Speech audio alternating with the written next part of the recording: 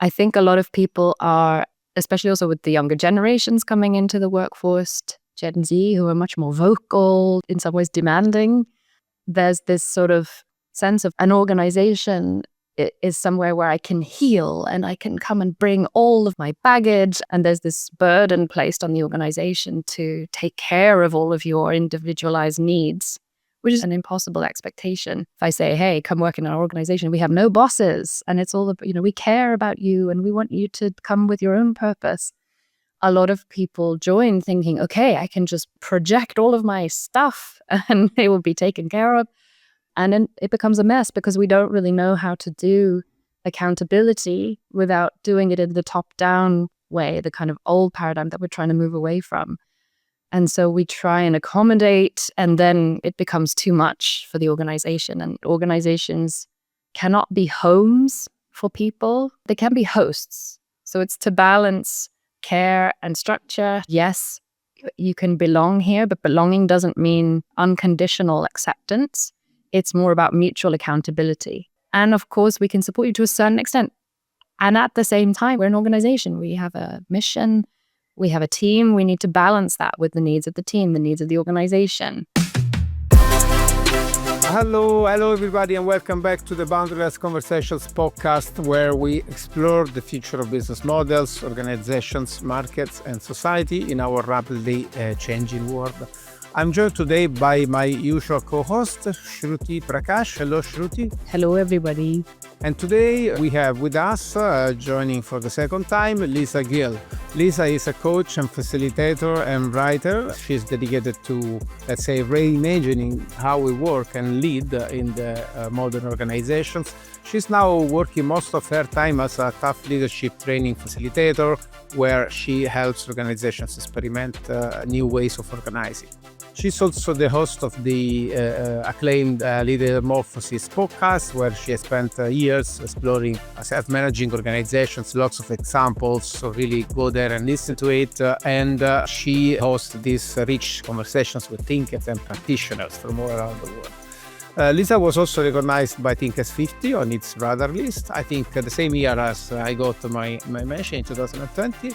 We are here to listen how Lisa's work often challenges traditional management assumptions and offers new and human-centered alternatives to managing. Hello, Lisa. Hello, thanks for having me.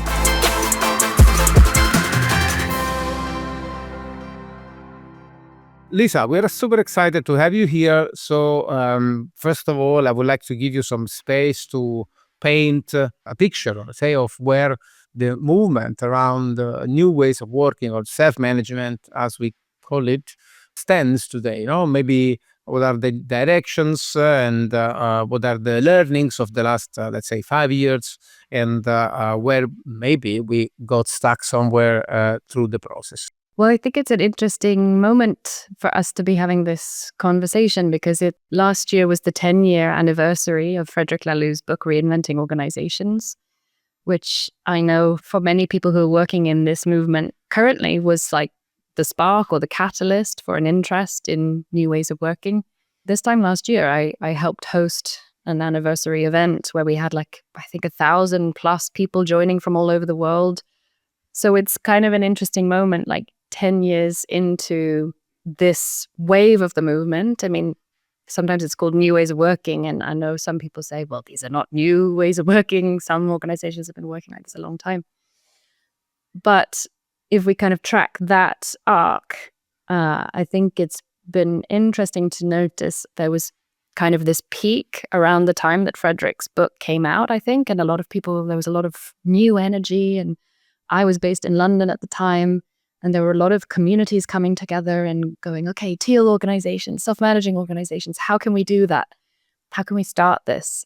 And then I think around the time of the pandemic, unfortunately, it kind of went down again. And I think a lot of organizations struggled, went back to maybe more traditional top-down ways of working. Some, I think, really thrived, and for them, improved their resilience, and that way of organizing actually helped them thrive as a company in the time of crisis. And then coming out of the pandemic, I feel like it's been slowly increasing again, the interest in this way of working. And it's sort of interesting where the hotspots are, because I'm based in Spain, in Barcelona, and there are a lot of self-managing organizations in Spain, which is sort of curious to me. Like, what are the conditions that make that happen? And where I'm from in the UK, there was initially some interest, and then people bumped up against a lot of challenges, I think, institutions like the NHS, for example. And I feel like there was a bit of a backlash, and it sort of fizzled out a bit. Sweden, where many of my colleagues are based, used to be known for being very progressive, and now somehow has fallen behind a bit with progressive ways of organizing. So it's an interesting moment where it feels like two things are true at once, I think, where it seems like there are more and more organizations exploring these ways of working, and Corporate Rebels have mapped around 1,000, they say, organizations that are self-managing. And at the same time, sometimes it feels like there's a big pull in the opposite direction, with a lot of organizations going back to return to office mandates and kind of holding tighter to the controls. So it feels like the best of times and the worst of times almost simultaneously, I feel. I don't know about you. You said a few very interesting points. I think I have a couple of questions that I wanted to touch base again. When it comes to me, to us at Boundaryless, I think one thing that maybe can lead us to another reflection is that I often say we don't really do self-management, right? But we are often recognized as a company that is part of this movement because of our affiliation with Higher Model Institute, for which we have been helping to create the open source Credit Commons framework for the adoption of RandA.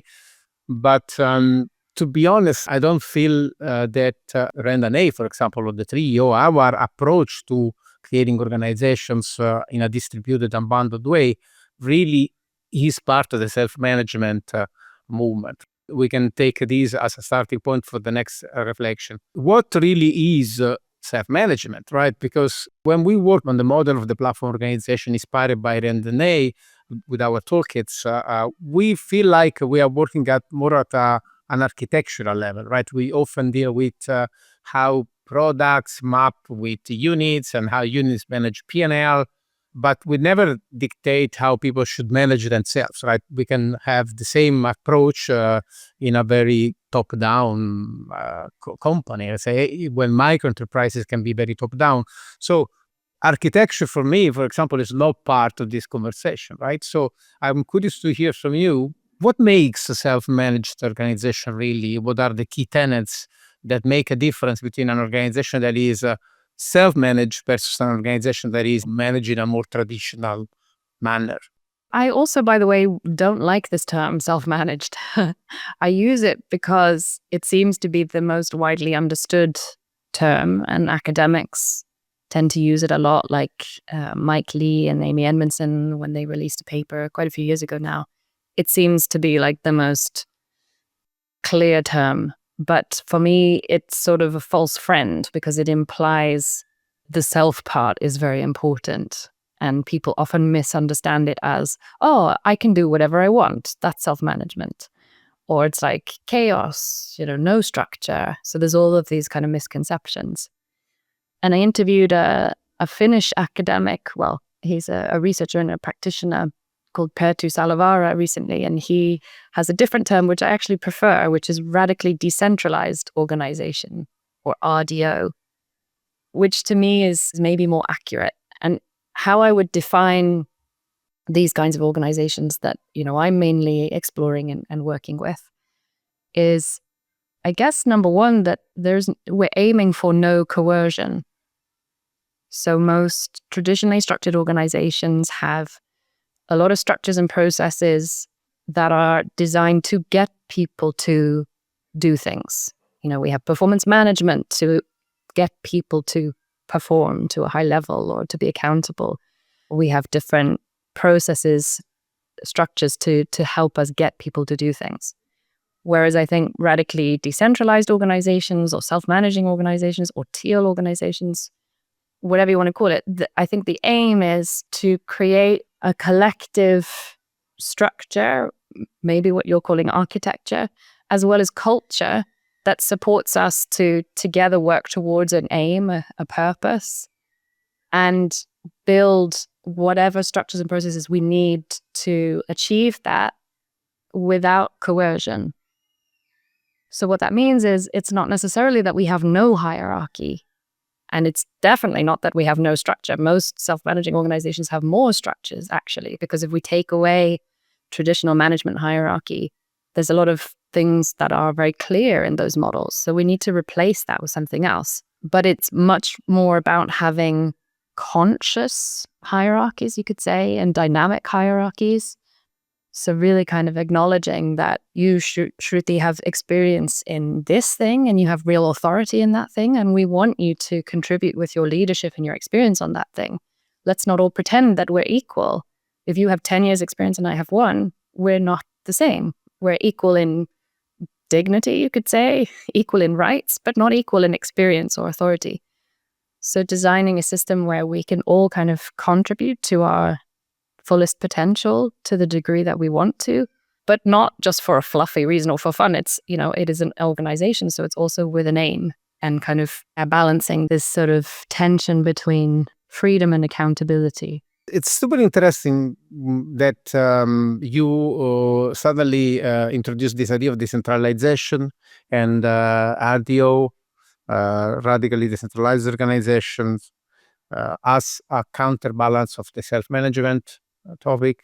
And this led us to introduce another force in the conversation, another motion in the conversation. Also, we had this motion of the culture and the motion of the structure that seems to exist in your way to look at these type of organizations.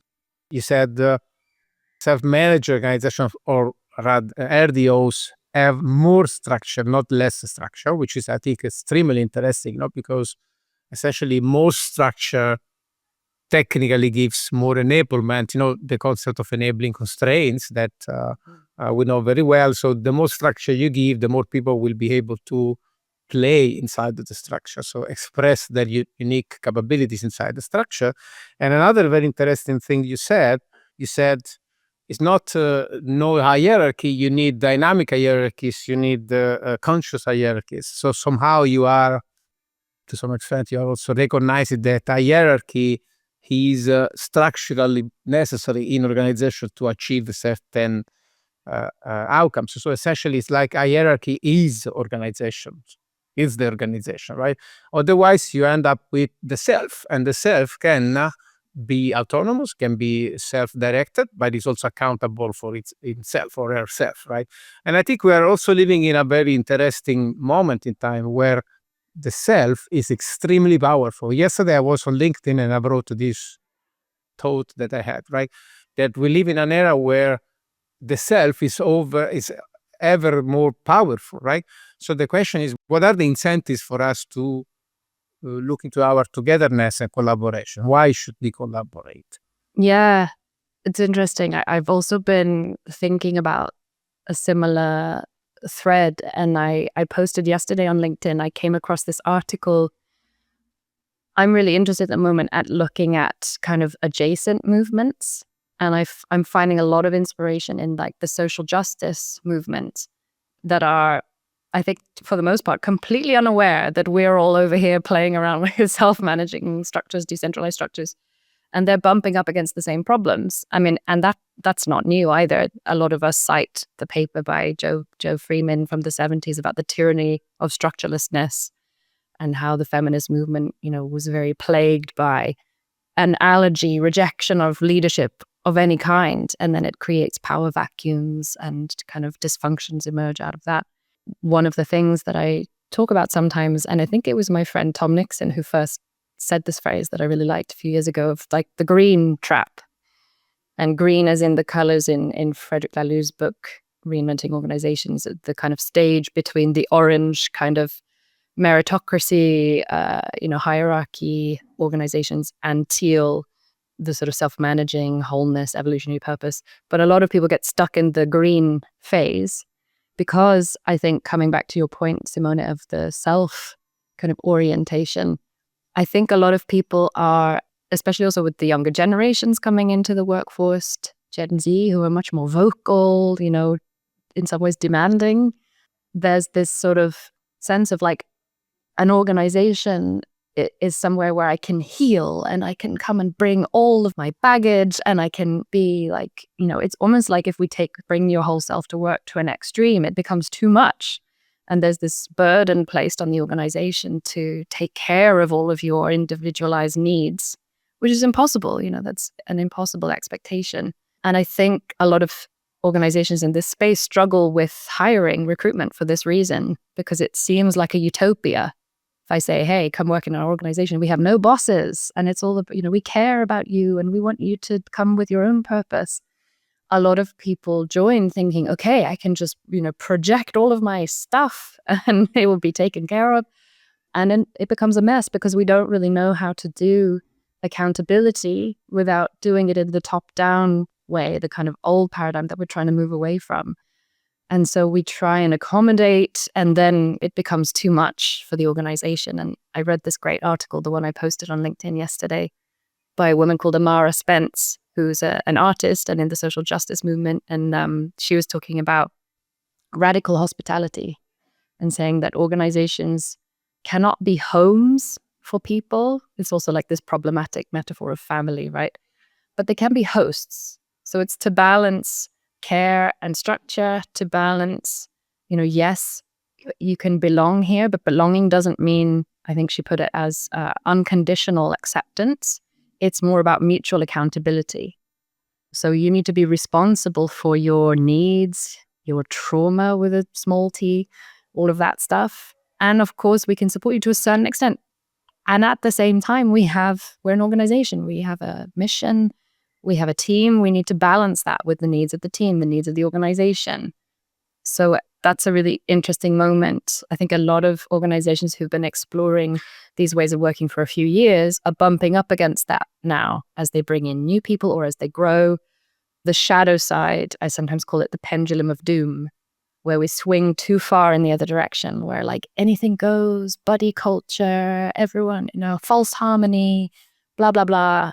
And then it breeds resentment, confusion, burnout. So it's finding this balance. And every organization is different because, you mentioned Hire and Rindan Hei. And on the spectrum of like structure and care, maybe they're more oriented towards, structure and the kind of people that thrive there. I think we talked about this when maybe you were on my podcast, Simone. I wouldn't necessarily thrive in Hire because I'm more of a development-oriented person. Like I'm interested in relationships and blah, blah, blah. And Hire is more like, entrepreneurial and kind of self-sufficient. Yes, there are some structures in place, and yes, there is care in place, but every organization needs to decide which things do we prioritize. And someone from Hire would probably not thrive in TUFF, in my organization, where we're very oriented around development, care, relationships, growth, conflict, blah, blah, blah. For many people, that would be too much. So it's really finding what principle or value do you want to prioritize in the design of your organization. And that will mean a trade-off of something else. And that's not good or bad. It just depends on your purpose and the group of people you have. Actually, in our last podcast, I think they were speaking about the fact that, let's say, one good thing that comes out of hierarchy is the fact that you know where you stand. That sort of awareness is very important. And it's, came back to me when you were speaking. So the other point, just another reflection, that the bring your whole self to work, at least from my opinion, it started off from a good intent, but became sort of performative from an organizational side. And therefore, now it's sort of reeling back in where even organizations, let's say, are removing like DEI structures, things like that, right? So it's an interesting thought where that arc sort of is right now. Yeah, the question I wanted to ask you was on the fact that decentralization is at the core of self-management. So what does that exactly look like in practice?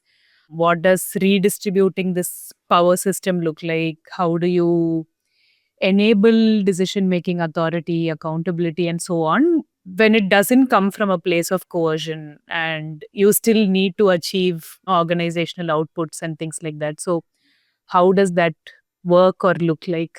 I find myself coming back again and again to a conversation I had with Mickey Kashtan years ago, because she talked about the fact that if we don't reimagine the structures, what she calls the 5 core organizational systems, then we'll inherit kind of the old ones, the automatic ones, the ones that we've all been conditioned in, the kind of invisible rules of the game, of the dominant paradigm of work. And so those 5 core organizational systems are, you pointed to one of them, how we make decisions, decision making, who gets to decide what methods do we use, who's informed, who's involved. The second one is information. How does information flow? Who has sight of what information, what's transparent? Is there anything that's not transparent? The third one is feedback flow. So how do we improve? How do we know what good looks like? How do we, recognize there's a tension and address it, integrate it into the system somehow? The fourth one is resource flow. So how do we decide how money is distributed? How do we decide how human resources are distributed? Who gets to do what? And then finally, conflict engagement, which a lot of people leave till last, I think. Like, we'll come to that one when we get to it. But I think if we're going to redistribute power and open up decision-making authority to groups, of course we're going to have conflict, because we're going to bump into different ideas. We're going to reveal perhaps like injustices or inequalities in things, privilege, all that kind of stuff. So being really intentional about what do we want to do when there's conflict? How do we equip people to deal with conflict? Which, by the way, I also think is a shadow side of this, the kind of DEI movement and psychological safety, is that I'm seeing a lot of organizations right now whose kind of HR or people functions are like overwhelmed with HR cases, because people are kind of taking small tensions and big tensions and kind of escalating them. Nobody is able to sit in the discomfort of how do we navigate this. So I think we've kind of, again, given people like a huge expectation, like, yes, we're all about DEI and bring your whole self to work, and not equip them with, but what do you do if you bump into something? What if you do if you say something that causes harm? What do you do if you can't collaborate with someone because you're clashing? So we haven't equipped people with how to deal with that. So anyway, she says those are the 5 core systems. And then my domain, what I'm really interested in, is the other 2 shifts that Mickey also talked about, which are inner shifts. Those of us who have had power, have been managers, had social capital. There's an inner shift in terms of how do I learn to step back sometimes? How do I learn to take in other perspectives? But not abdicate, because that's the pendulum of doom again. It's not like, whoop, anything goes, or just completely vanish. Like, we also still need that leadership, but it's discerning when to use it and when not to. And then the other inner shift is in people who haven't had power, who have not been managers. So when you say, okay, we're a decentralized organization now, everyone can make decisions. Let's say like we're a healthcare organization, like all frontline employees, you're now empowered to make decisions. That's terrifying for most people, because they've never been trusted with that before. And there's a safety in me blaming my manager or going to HR if something is difficult. So in many ways, I think we've conditioned people to thrive in comfort and be allergic to discomfort. But another kind of theme, I think, is like misunderstanding psychological safety as psychological comfort. So I think a big kind of learning edge for this movement and all listeners of your podcast would be, how can we create environments that equip people to sit in discomfort? Because that's how we develop, that's how we innovate, that's how we grow. And how can we embrace that rather than try to brush that under the carpet or take care of people, become parental? Oh, we must make it comfortable for everyone. That's impossible. So kind of how can we help the system self-correct as much as possible and create spaces for people to kind of process that discomfort, again, without it becoming therapy, because that's not the role of the organization. Yeah, the fact that we were always, like in India at least, we're always told we're, one big family. So your mindset towards just say operating is so different when you know that that's obviously not at the core of organizational values, right? So it's interesting, yeah. And because you spoke about things like social justice as well. So what are narratives or even metaphors that you've learned from spaces like that, which can affect the way we look at self-reflection or removing internalized patterns and or rewiring our inner systems, maybe something from different industries as well. One person that I came across recently is a person called Mia Mingus. She's a disability justice activist, and I came across her through one of Adrienne Marie Brown's books, Loving Corrections. And she was talking about soil and like, let's stop trying to plant plants in toxic soil. So if we want to create organizations or movements or communities that are more equitable, where there's no coercion, where power is distributed, decentralized, then we need to create the conditions for that, which is where, and I think part of that is the architecture for sure. And part of that is the culture. Like, what are our practices? What are our principles that help us create the boundaries, kind of agreements, commitments, shared commitments of like what our culture is. And like a key thing that I'm really like exploring at the moment is accountability. And what does that look like without coercion? So I don't know about you both, but I get this question all the time. What does accountability look like without bosses? How do you hold people accountable, without top-down performance management or, all those kind of structures and processes that we're used to? And Mia Mingus talks about how accountability, we have a lot of growing to do around how we relate to accountability for ourselves. So most of the time when we talk about accountability, it's like, they need to be accountable. Those people over there are being lazy or not pulling their weight. And everything we've learned about accountability in our family and in school, in workplaces, is punitive. It's like there are these things in place, and if you don't do them, there are consequences, or there are rewards if you do it. So it's not really freely chosen. Again, it's kind of coercion.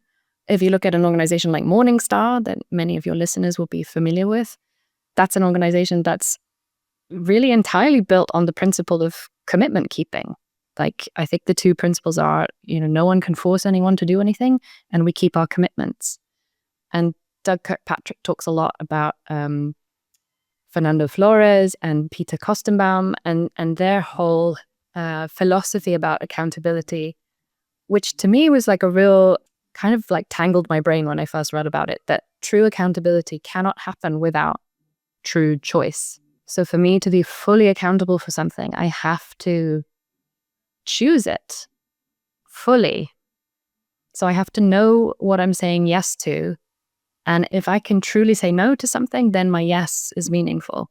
So there's this weird kind of paradox of like choice and accountability. And again, coming back to this discomfort, comfort thing, when people realize that, you are fully responsible for your development, for your career, for your experience at work and in life, that's kind of confronting, because with freedom comes anxiety. The anxiety of like, oh, did I do the right thing? Now I'm responsible if that thing goes wrong.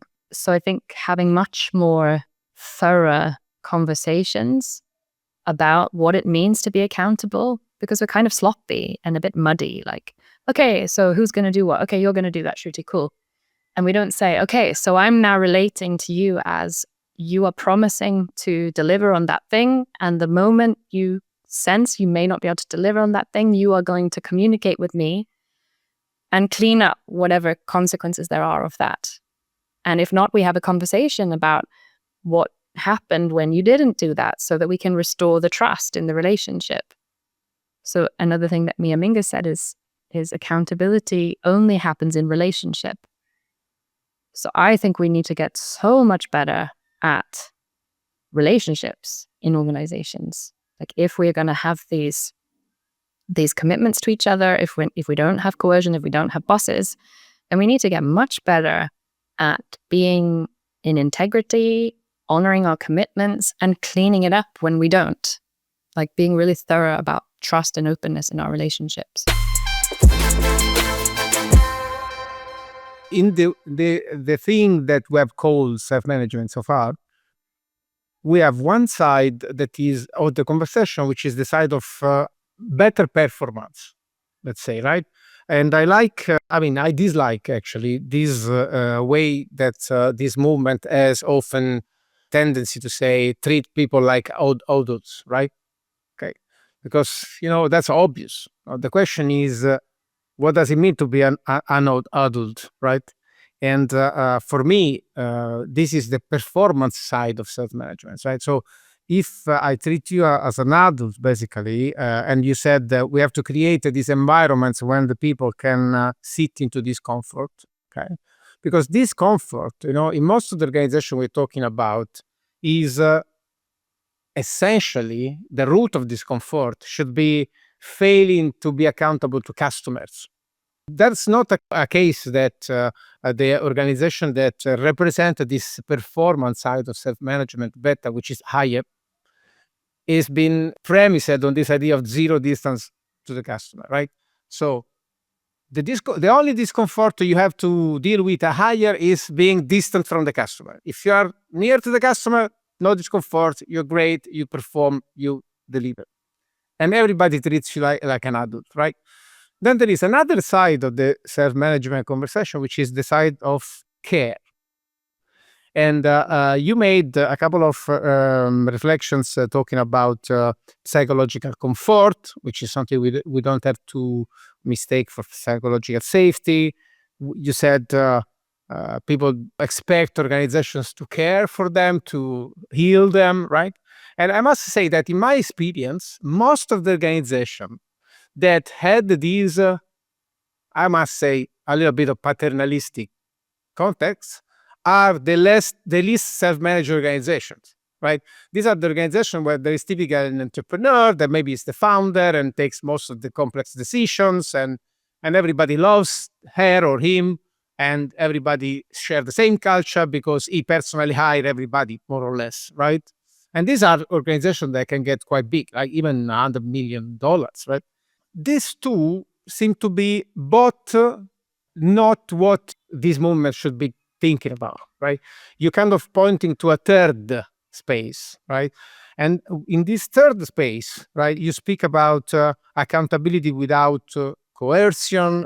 You speak about choice. The point that I want to explore with you maybe is, what do you feel is this other developmental thesis, which is not about performance, it's not about the market, essentially, it's not about being just running your job in a paternalistic organization that takes care of you and doesn't expose you to anything risky or challenging. To what are we accountable in this third space? What is this developmental space that we still didn't find out in this movement? So it looks like to me that this movement is essentially trying to understand what this third space is. And my perception is that this is not about markets. It's something different. It needs to be about communities. Maybe it's about the landscape. Maybe we have some promises in the regenerative movement, right? I don't know. That's just some ideas. You have been following this movement for a while. So where are these reflections pointing somehow? If it's not highest market performance, not paternalistic organizations, what do we want? I would say it's not so much a third thing, but more like a both and an integration. In the traditional paradigm, it's much more either or.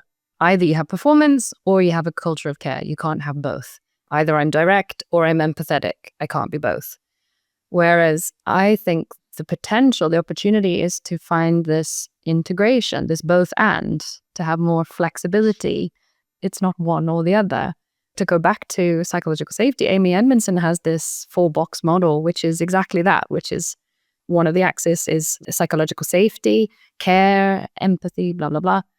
And along the other axis is accountability, kind of challenge, if you like. And if we have only psychological safety and very low challenge accountability, then we have this like comfort zone, which is comfortable, but nobody develops and performance is sort of restrained. And that's sort of the green trap that I was talking about. And I think the regenerative movement also struggles with that. And then at the other end of the extreme, I guess if you take maybe like a more market-based model, if it's too extreme in the accountability, challenge, sort of self-sufficient axis, you could say, and there's not psychological safety as well or care as well, then it's like the anxiety zone is the box that Amy Edmondson labels it, where, you know, you might get performance and innovation, but probably not sustainably, because people will be anxious, burn out. Oh. And so the third zone is both. It's both psychological safety and accountability. And when we have both of those, in other words, it's like safety plus discomfort, that's where we get development. So me as an individual, I get to develop, I get to grow, I get to be more of myself, reach my potential.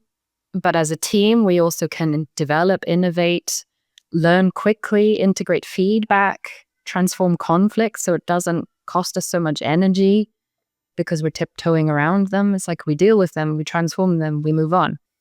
And also the customer benefits, because I also think that, you know, to give your example of like zero distance to the customer, like I think a lot of organizations, if we're paternalistic and we protect people, let's say someone doesn't deliver on a deadline and then they say, oh, I'm sorry, I'm not able to deliver on that deadline. And then I have to go and tell the customer that. Whereas actually, if we want to create a self-correcting system and a system of accountability, that person needs to go and talk to the customer and directly feel the consequence of them not keeping that commitment. So it's to expose people more directly to kind of the pain and gain of their actions, not protect them. I think it can be both. I think you can have market-based organizations with zero distance to the customer that also have care. And like I said, on that spectrum will differ depending on both what the founder prioritizes and what we as an organization decide is most important. Yeah, I like the example of Mindera. They're a Portugal-based software company. They prioritize autonomy over pretty much everything else. So they might take a long time to come to a decision about something, like designing their salary process. They'll involve a lot of people and they'll iterate a lot of things. But that for them is an important value, even over consistency. You know, some of their offices are less self-managing than others. And that's a tension that they sort of allow for because autonomy is more important than something else. And like I said, in TUFF, development is almost like our main North Star. And another organization might have performance, you know. But in TUFF, we don't sacrifice performance. Like we have these adult-to-adult conversations where we do hold each other accountable, but in an empathetic and tough way. It's both. To some extent, I see that as a different way to push the performance objective, right? That remains the North Star at the same time, but some organizations maybe are open to add cultural constraints. For example, when you look at the quadrants from Amy's work, for me, it's still a little bit about seeing people as instructables to the performance objective, right? You kind of create these crafted zones of putting them in the right learning or comfort zone, because at the end of the day, you want them to perform, right? So I think we cannot escape this at the moment. We haven't found, when I was talking about this third place, I think it's really about looking at different forms of constraints that may be natural constraints, it may be ecological constraints, it may be regenerative constraints, as we call it, boundaryless, that make you accountable to something different than the customer, right? And I think this is something we haven't found yet, and maybe we will never find. Maybe it's just, you know, that there is no thesis for organizations which is not to perform, because it's maybe embedded in the idea of what an organization is. It's something that organizes people towards a certain type of performance, which is now market driven because we live in a capitalistic society. So that's essentially the reflection that I share back. But I think extremely interesting points that we raise. Is all of this, let's say, done from a human in the center sort of perspective, or more ecosystemic, where, you know, external, let's say, stakeholders, factors, nature, government policies, anything external falls into it? Because My hope is that it's not overly sort of us-centered. So I'm curious on that. And how do we design that and create like a larger, I guess, systemic transformation? Yeah, I think it's my hope too is that I think part of, if you like, part of our path of growing up as adults in organizations, like I think that's the journey. Like we've been in this parental parent-child kind of patriarchal paradigm for, I don't know, the last 100+ years. Part of our evolution of growing up and finding this balance of not anyone can do what they want and expect the organization to heal them, and also not like, you must do this, but something in between. I think part of that is becoming much more, and I guess maybe this comes down to adult development and like Robert Keegan's work and things like that. It's like to be able to hold both myself and my needs and be responsible for how I'm showing up and communicating, and the needs of the whole. And that whole might include the team, the organization, our community, neighborhood. I mean, I look at Buurtzorg, for example, and that really inspires me as an organization that has, I think, successfully scaled a lot of these ideas. And it's very adult. It's like people are entrusted in their teams of nurses to do what they think is best. And if they develop a new product, like, hey, how about we also develop something that educates elderly people on how to safety-proof their houses? Shall we roll that out? And Josta Block will say, well, I don't know. Why don't you share it on the intranet and share, the package of what you've learned and what you've tried, and let's see if the system adopts it. And certain neighborhoods will and some won't, and that's okay. The system will sort of integrate it and learn from that. And now Buurtzorg is sort of expanding to more like the neighborhood and the community and the city, and like politically, like not just health and social care, but bigger vision. And I would really like to see that. I also read a paper recently about how if we can develop our capacity for kind of democratic ways of working in organizations, it has a knock-on effect on how we are as citizens, that we then see ourselves as more empowered to influence things in our community and not be passive consumers of whatever our government decides. Like, I really like the book Citizens by John Alexander, and like all of the cases that he highlights of, we can do a lot of grassroots things. If we see ourselves, again, it comes back to this choice accountability thing. If we see ourselves as producers, not consumers, what can we achieve? What's possible? As you mentioned, Jos and Buurtzorg, I think assuming, for example, that we don't want to overreach inside units and teams, accepting that they may have dynamic hierarchies inside, right? Which is the typical approach that a RAND-A or trio-based approach would have. So to imagine these entrepreneurial units, let's say, which is what happens at Buurtzorg somehow. What do you do? What is the product that the organization delivers? And somehow the constraint it poses on the profitability, right? Maybe good levers to change a little bit the constraints that let the system organize, in a way that is maybe less performance oriented and more like whole, also care oriented, right? So, you can have a perfectly entrepreneurial and decently self-managed extractive business, and you can have a perfectly self-managed and performative good business that makes good impact in terms of the products they deliver, which social care or last mile care, I think it's a really good example for, right?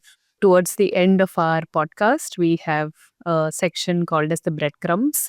We've already recommended really good, so many references that our listeners can look into, but anything else that you want to add? And this doesn't have to be, let's say, books or podcasts, any I don't know, even style of working or something that you do or read or take inspiration from, where our listeners can maybe look into. Yeah, I realized that I used up a lot of my breadcrumbs in the conversation already.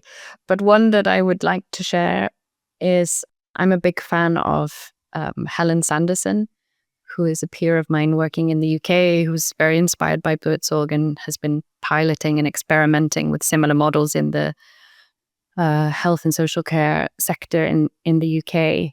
And she has a new podcast I think it's called Practices for Psychological Safety.